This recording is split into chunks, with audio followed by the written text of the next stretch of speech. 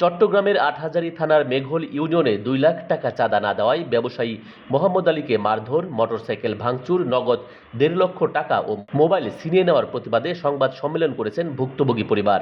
রবিবার বিকেলে আয়োজিত সংবাদ সম্মেলনে লিখিত বক্তব্য পাঠ করেন ভুক্তভোগী মোহাম্মদ আলীর ছোট ভাই আলাউদ্দিন ও ফুফাতো ভাই বেলাল হোসাইন। তারা জানান, স্থানীয় সন্ত্রাসী আব্দুল কাইয়ুম দীর্ঘদিন থেকে চাঁদা দাবি করে আসছেন তাদের ভাই মোহাম্মদ আলীর কাছ থেকে।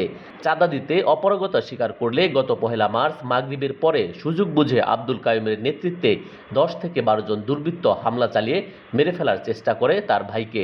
এ সময় টাকা পয়সা লুট করে সন্ত্রাসীরা। ভিকটিম এখন ভাগ্যক্রমে বেঁচে গিয়ে চট্টগ্রাম মেডিকেল হাসপাতালে মৃত্যুর সঙ্গে পাঞ্জা লড়ছেন। সংবাদ সম্মেলনের মাধ্যমে ভুক্তভোগী ব্যবসায়ী ভাইয়েরা এ ধরনের সন্ত্রাসীদের আইনের মাধ্যমে দ্রুত গ্রেফতার ও দৃষ্টান্তমূলক শাস্তির দাবি জানান। সেই সাথে স্বরাষ্ট্র উপদেষ্টা সহ আইনের সংশ্লিষ্টদের দৃষ্টি আকর্ষণ করেন। বর্তমানে মোহাম্মদ আলী ও তার পরিবারের সদস্যরা নিরাপত্তাহীনতায় ভুগছেন বলে উল্লেখ করেন সংবাদ সম্মেলনে ভুক্তভোগীর পরিবারের সদস্যরা।